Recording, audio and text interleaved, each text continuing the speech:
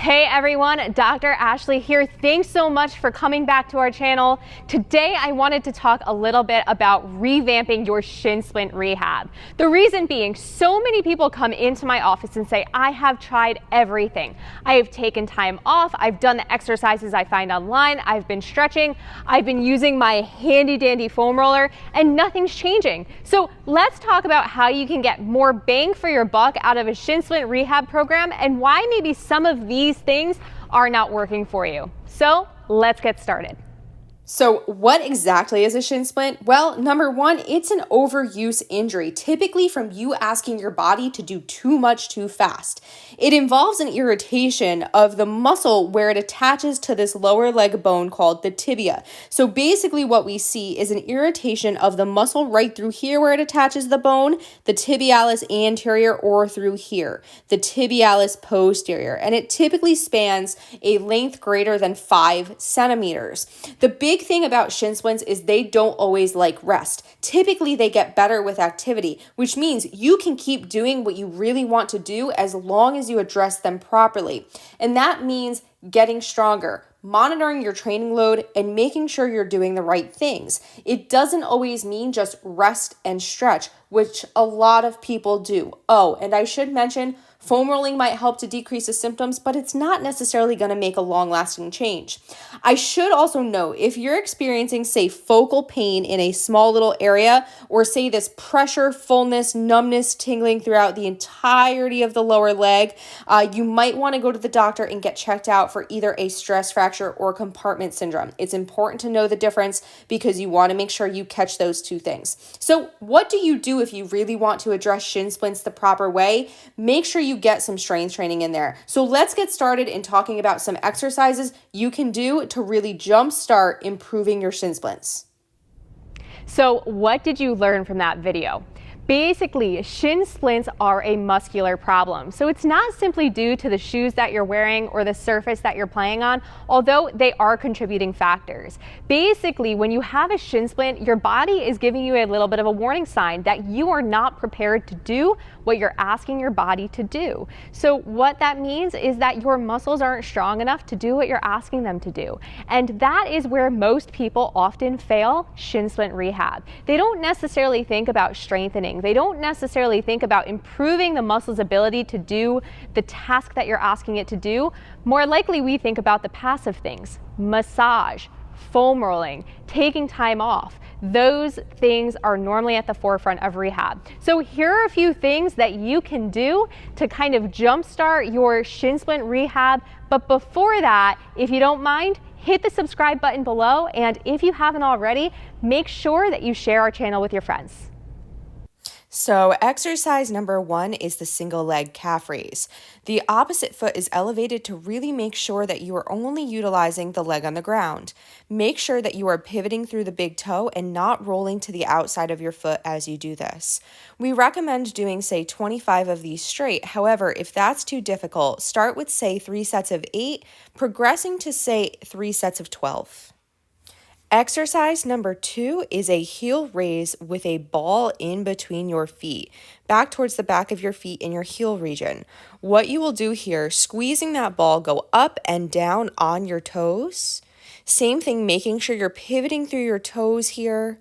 And what you will do is, say, work 3 to 4 sets of, say, 8 to 12 reps, really making sure you are emphasizing the use of those muscles of the inner leg. The next exercise that I like to give is a deep squat while holding on to something and trying to pull your toes up towards your nose. Your goal is to hold this. I would recommend at first, say, start with doing 30 seconds at a time, and then what you will do is you will repeat that 3 to 4 times. This is not an easy thing to do, so holding on to something is definitely okay. You can also try doing this without any type of support. So this is the next exercise. It is called the creep walk. Your heels are basically slightly off the ground and you are kind of just scooting around. The way that I say to do this, try 3 rounds of 30 seconds. You can add weight to this. Make sure your heels are just barely off the ground, maybe even a little less than this, trying to not smush a ketchup packet under your heel. This is great to strengthen the lower limb musculature. Next up, and the last one is the lateral toe tap. I love this exercise. It is really great to strengthen the lateral hips and it makes you work on your balance as well. You shift all your weight to one side and then try to push your other leg away from you. The biggest thing, you are trying to keep your trunk nice and stationary. You can see how much this works the foot and ankle complex. Give this a shot for 3 rounds of 30 seconds or 3 sets of 12 to 15 repetitions and see how you do.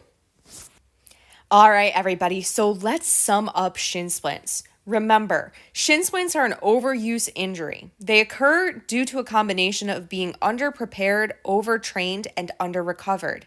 The muscles that are affected are those in the lower leg. So as you saw in the anatomy video, you can get shin splints right on the front of your shin or kind of on the inside or towards the back of the shin. That's because the tibialis anterior, tibialis posterior, and maybe some of the corresponding muscles get inflamed where they attach to the bone. Rest is not always best, and that is something to keep in the back of your head. You've probably noticed as you do activity, the pain tends to get a little bit better. When you're not doing activity, the pain tends to get a little bit worse. You don't need complete rest when you have shin splints, although sometimes it may be needed to really help your symptoms decrease. Foam rolling and stretching are 2 options of treatment, but they will not fix the problem at hand. They may help mitigate your painful symptoms and help you get through the task that you want to do, but it will not make the full change that you need in order for shin splints to not happen or for them to go away. Strength training should be implemented and is extremely important to decrease the risk of reoccurrence, decrease the pain that you're having, and increase your longevity in sport. If you've had reoccurring shin splints for years, and you have been doing everything, foam rolling, you have been stretching, and you haven't been strengthening, we may need to re-examine that a little bit. The reason being is muscles like to be loaded, especially in order to increase their capacity.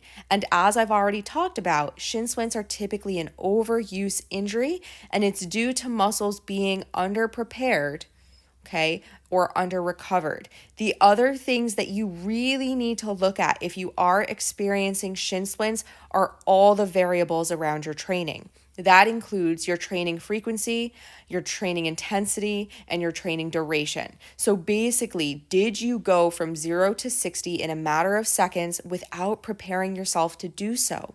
The other things that you really need to look at are your recovery strategies. Are you taking time off? Are you sleeping? And are you eating enough? All of that is extremely important when it comes to knowing why shin splints are occurring. All right, everybody, so that's a wrap on how to revamp your shin splint rehab. Remember, shin splints don't necessarily like rest. That's why they get better as you're doing more activity. So go ahead and give these exercises a try. Try to get those muscles in your legs as strong as possible and then slowly reintegrate into your sporting activities that you love to do. So as always, if you have any questions about this content, don't hesitate to put them in the comment section below, and I'll be back soon with more information.